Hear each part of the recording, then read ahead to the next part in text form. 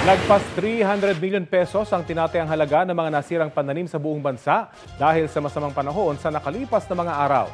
Ang Department of Agriculture naglaan na ng pondo na pantulong sa mga magsasakang apektado. Balita hatid ni Dano Tingkungko. Grabe nakikipaghabulan talaga kami. Sa San Vicente, Abra de Ilog, Occidental Mindoro, may mga magsasakang nagkukumahog para isalba ang kanilang pananim. Tumaas na kasi ang tubig sa palayan. Bigla talaga yung lakas ng ulan. Grabe. Yan na, nanlulusaw na.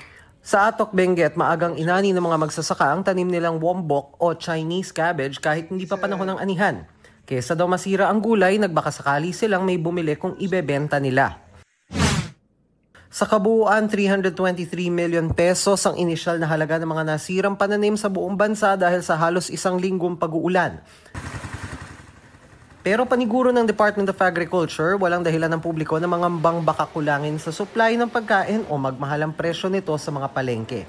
Sa gulay, karamihan ng mga naunang nagtanim ay na-harvest. So wala rin tayong nakikita. So yung mga nagtanim agad prior to bagyo, yun yung maapektuhan. But definitely, we can easily recover dito sa mga pagtatanim uli nila. Nasa 6,700 metric tons ang kabuuang nasirang palay. Paliwanag ng DA, nasa loob ito ng nakaproject na palay kada taong pwedeng masira o mawala bunsod ng mga bagyo. Sapat din daw ang supply para sa relief operations at para sa 20 peso rice program. Yung stocks din ni NFA ngayon nasa 450,000 plus metric tons. So more than 9 billion bags yan na ginagamit for relief and for P20 program natin. So we have enough supply for calamity relief efforts plus yung sa P20 program natin.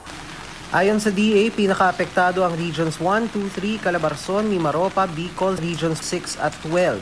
Naglaan ng DA field offices and agencies ng hindi bababa sa 500 million pesos na intervention para makapagtanim muli. Iba pa yan sa nasa 400 million pesos naman na inilaang pautang sa mga magsasaka.